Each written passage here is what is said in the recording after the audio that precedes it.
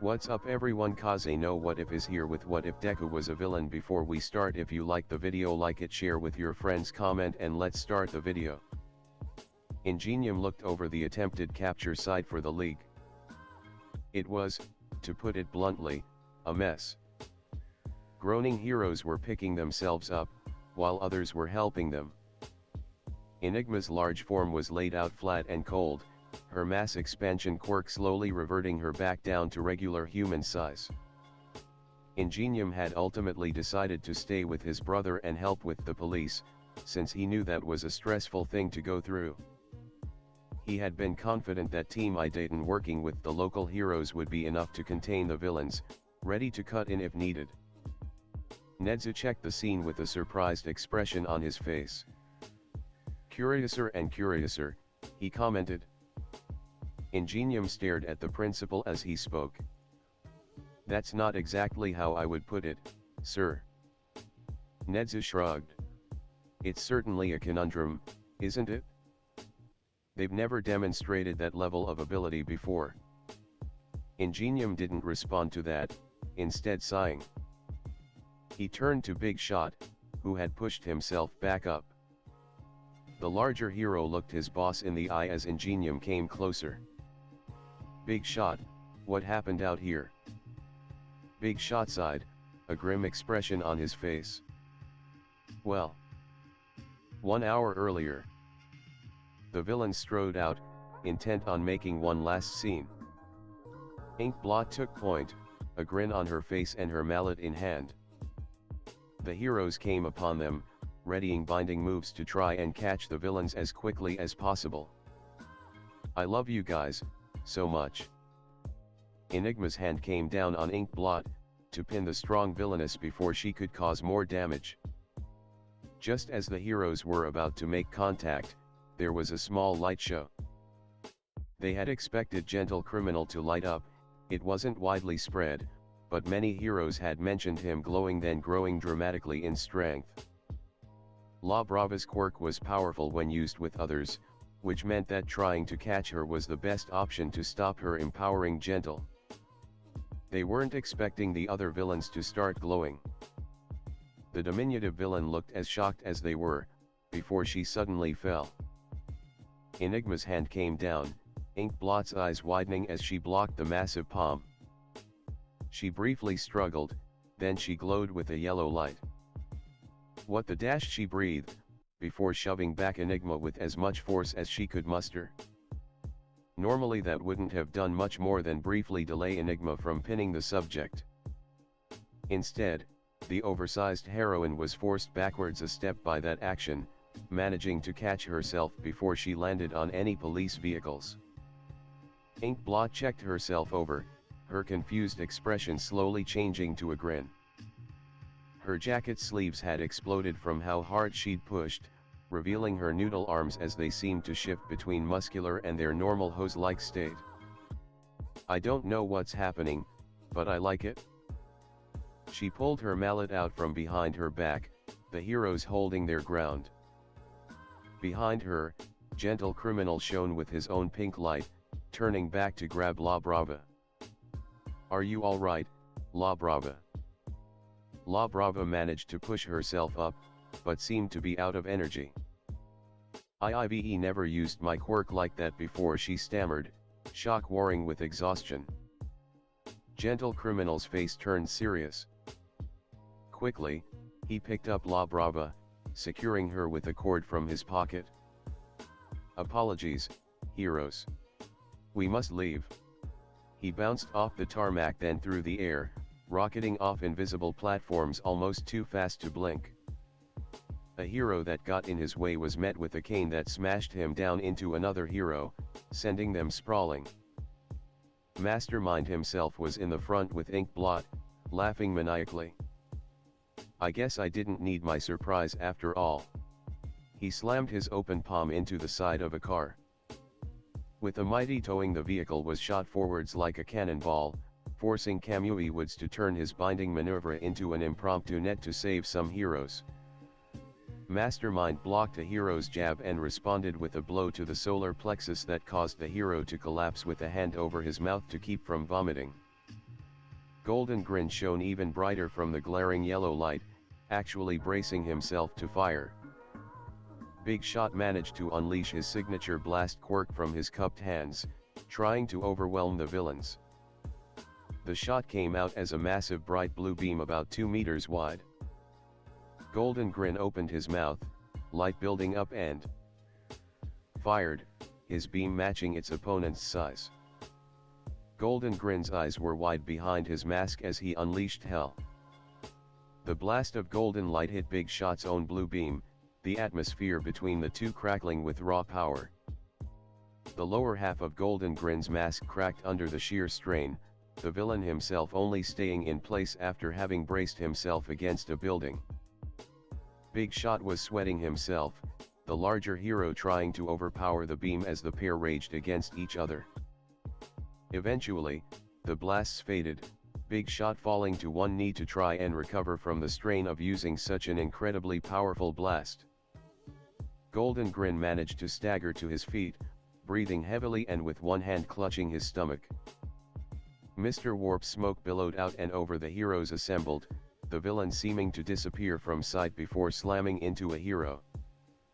He landed a series of blows that left 4 heroes flat on their backs before they even knew what was happening. The villain's coat was shredded from the force of the attacks, his cane bent at an odd angle. Ingenium had been called then and he'd responded. As one of the fastest heroes nearby, they hoped he would be able to catch the villains. With a quick apology to his brother, he shot into action, speeding down the street using the guidance of Team Idayton. It was still going to take even him a fair bit of time to catch up to where the League of Supervillains was fighting. Enigma tried to block them in, going to her maximum size, but Inkblot got there first. The villainess leapt into the air, shoving her formerly gloved hand into her mouth with a canister of ink. With her cheeks puffed, the villainous gloved hand expanded in size until it was about as large as she was. Enigma was barely able to get her arms up to block the incredible swing, Inkblot following through the crushing blow to knock the heroine down to the ground, other heroes scrambling out of the way. Enigma tried to push herself up, but another hammer-like blow to the face and she was knocked out cold.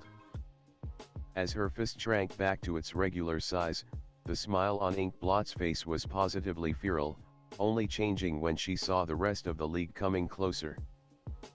The rest of the League of Supervillains shared a glance, Mastermind especially focusing on Golden Grin and La Brava, then they nodded. With Inkblot and Gentle Criminal leading the main offense, the heroes were simply unable to regain the upper hand. The League of Supervillains smashed a hole through the barricades, the Master Mobile followed behind them. Mastermind helped haul Golden Grin into the Master Mobile, gesturing to the other villains to come with him. As the police tried to get back into gear with the heroes, Mastermind let out one last taunt. Heroes. Today is the day you will always remember as the day you almost caught Mastermind, and the League of Supervillains. MWA ha ha ha. MWA ha ha ha. Thunder roared as the villains shot away, the few heroes not incapacitated cursing as they tried to track them. Well, Ingenium and the police tried to catch them, but the villains were ahead of them. Oil slicks, caltrops and smoke screens were all unleashed from the villain's car, foiling vehicular pursuit. And for as fast as Ingenium could run, eventually the villains made it into the choked alleyways of Musudafu, and he had to give up the pursuit. He could have gone at his maximum speed, but there were far too many tight corners to take while the villains knew the territory. They'd lost visual, and there were no trackers on the Master Mobile or any of the villains. The heroes had to give up, setting up cordons to try and intercept them. But the villains had, once again, vanished without trace. They weren't entirely sure how Mr. Warp's ability fully worked. Nedzu's guess based on evidence was that he could warp inanimate objects from as far away as he wanted, but needed longer to try and warp his companions. However it worked, it meant that the League was gone. Ingenium sighed, looking over the rest of Team Idayton. Well, if they were easy to catch, they would have been taken out by now. Nezu frowned, tapping his chin. We should be grateful that this is a group that is disinterested in killing. And more than that, they operate in a very different way than most villains. Ingenium smiled. At least this way, we know that they can have a massive boost like that. Mount Lady sighed, expression bitter. Well, at least we know that now, she grumbled, glaring at the ground. Ingenium gave her a thumbs up. Nothing's ever going to be completely certain. What matters most is that we know now and that they didn't kill anybody. She chuckled, managing to regain some of her former confidence. Guess we should be thankful for that. Nezu chattered cheerfully. I'll be going over any footage I can to see if we can anticipate this happening again. But from my instinct for this, I'd say that the villains weren't sure about this maneuver or didn't know it was a possibility. They'd managed to get back to Gentle Criminal's house, Mastermind, and Inkblot staring straight ahead. It took them a bit of time to get out of the vehicle. The golden light had long since faded, but the adrenaline was still pouring through their systems. With a deep breath, Mastermind turned to the rest of the league as they staggered out of the Master Mobile. That was incredible. I never thought that was so close. Inkblot gave Mastermind a bone-crushing hug, pressing him into her chest. Holy shit. I know, Mastermind's voice was muffled, trying to pry himself off of her without being rude about it. Gentle Criminal gave them a gentle pat on the back. I understand. First time in lover mode for me was something like that. Golden Grin stared at him. Wait, is that how you felt doing it all the time? I felt like I could do anything. He staggered out of the car, shadowboxing. Gentle Criminal helped La Brava out, the shorter woman still slightly drained. His expression turned serious. La Brava, are you sure you're okay?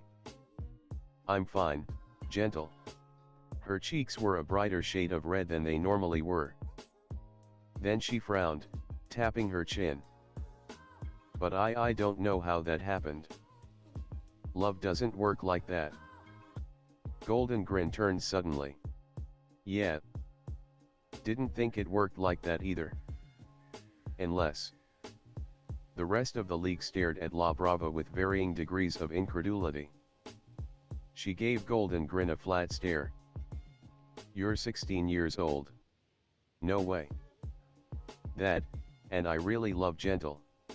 She grabbed him by the arm, before releasing it. So I don't understand how.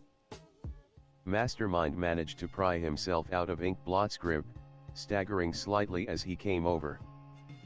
Well, these things can happen. Sometimes, your knowledge on what your quirk can do isn't complete. Sometimes quirks can evolve based on use, or they have capabilities you just never explored. La Brava stared at the ground. Well, love is a strong quirk, and I can't deny that it has grown a bit stronger. Gentle Criminal nodded. I have to agree. It feels like lover mode is staying active for longer, and it feels like I can accomplish more with it. She smiled warmly, then frowned. But this doesn't make sense. I mean, I like you guys, but not romantically or anything. You're my dash. La Brava stopped talking, her eyes wide. Inkblot came closer. Aba. Are you dash? You're my friends, Aba Manamai whispered. Then she grinned. You're my friends. That's dash. Mastermind tapped his chin, already pulling out a small notebook and pencil as he started to think. We're your friends. It could be that love doesn't just refer to romantic or sexual love, it could apply to platonic forms of love as well. Love's power-boosting effects increase depending on the danger that the subject of the affection is in, but that was an incredible amount of power, about as much as gentle must experience. I'd observed that the strength of the feelings involved mattered. Oh, would different kinds of love produce a different color from love's power boost? Well, some of those would be hard to dash. Mr. Compress tactfully coughed. Mastermind? You're, muttering. Mastermind jumped, nearly dropping his notebook. Right. Sorry. Manamai smiled. Don't be sorry, Mastermind. We're all friends here. Golden Grin looked between them. So, wait. Love applies to friendship. Wouldn't you do anything for your friends or family? Golden Grin opened his mouth, then closed it. Fair point. He pulled off the wrecked lower half of his mask, wincing. Still, that was one serious power boost.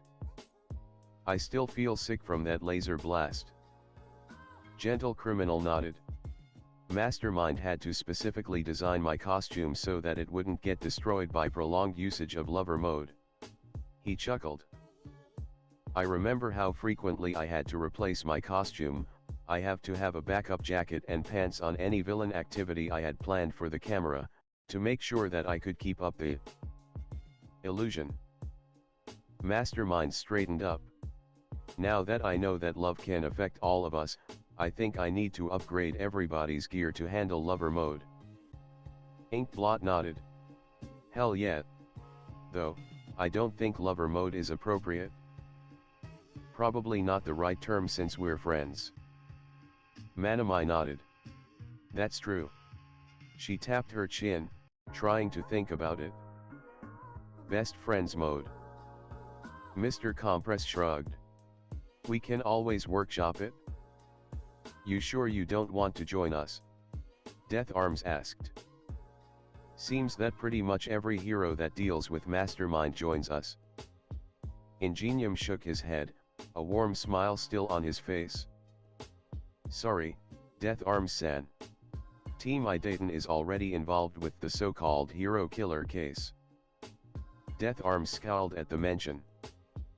Stain was kind of a bogeyman, a figure that had already killed a couple of heroes and crippled others. Knowing that Idayton was on the case was reassuring, at least. Would have been nice to have you here, he grumbled. Ingenium gave him a confident smile. Mastermind is certainly a problem. But you know more about handling him now. Plus, if he's involved and Team Idayton is nearby, then we'll help out. And keep me updated on anything interesting. Death Arms smiled. Then he saw Kamui Woods and Mount Lady come back in. How did it go? Are Mastermind and the League considered high-grade villains now? Kamui Woods grabbed a cup of coffee. They're still C-list. What? Ingenium boggled. They escaped from all of those heroes, and their dash. The goddamn bureaucrats stated that there wasn't enough damage dealt to justify moving them up a rank, Mount Lady sighed, angrily pouring a cup of coffee. Ingenium couldn't believe his ears. What about their past damages? The death trap? Death Arms stared straight ahead. Chemical testing for that came through. It's Mountain Dew. He didn't mention that Nedzu had laughed himself sick when he'd seen the label toxic, acidic chemicals, on the side of the vat after the chemical analysis. Ingenium stared at the older hero. Death Arms sighed. Since it wasn't actually toxic chemicals, the HPSC decided that only the results mattered. As for their past damages, the HPSC guidelines do not state that past damages should be added up into current offenses, Mount Lady sang, slamming back her cup. Ingenium managed to find his voice after a few seconds. That's ridiculous. Bureaucracy often is. Nedzu came into the room, a smile on his face. Ingenium shook his head. They're really not going to have them declared more dangerous. Nedzu climbed up onto a chair, tapping at a laptop. On paper, the League of Supervillains are at most a minor nuisance. Without fatalities dash.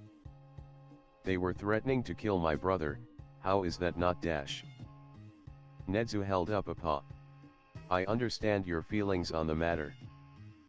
Unfortunately, the HPSC guidelines for these matters were put into place to prevent opportunistic heroes from exploiting the system and have not been updated for proper nuance. A similar argument was used for the threatened baking soda volcano to prevent their being justified as more dangerous. He continued typing as the heroes stared at him. Now then, I've gotten into contact with the owner of the warehouse. He says that the buyer was a large fat man who didn't leave a return address. However, he did leave an email. Ingenium shook his head, still in disbelief over the inanity of the HPSC. He sold a warehouse to somebody without a return address. It's not exactly illegal. If he was selling explosives I would be worried, but he really only owns a few warehouses and rented this one to somebody who was paying good money. Ah, and here's the address. Nezu tapped further, bringing up the relevant information. The other heroes looked at the address with slightly blank expressions. Nezu grinned. Kyobi Haka, Ingenium read. Kamui Wood scratched his head. I'm not sure what the name is referencing. Nezu grinned. Oh, it's not something you'd immediately notice. This name is interpreted by Kunyomi. Going to the Onyomi form for these characters, and you get. The heroes checked the characters, parsing them through their heads. Ingenium was the first to get it. Shabu, he sighed. Mount Lady face palmed. Mastermind? Are you kidding? Nezu giggled. I'm looking for other buildings that have this email associated with them, but I doubt I'll find any. Death Arms turned to Nezu, eyebrow raised. Why? I mean, Mastermind Dash has consistently evaded heroes and the police for over 5 months, Nezu cut him off. He then sighed. This one seems to have been a deliberate joke. Any other bases may have other, jokey names attached to them, but I highly doubt that anything else on this name will be found. In the base, things were relatively quiet. Golden Grin had been checked over by Stitch to make sure that his surprisingly powerful blast hadn't caused him any serious harm. With a clean bill of health apart from a reminder to eat a more balanced diet, the League of Supervillains sat around, checking the news while waiting for it all to blow over. They won't be able to track the warehouse back to us, right? Mastermind nodded, distracted as he sketched future designs. The first one I purchased with a silly joke name. The other bases used actual, proper aliases. La Brava sighed.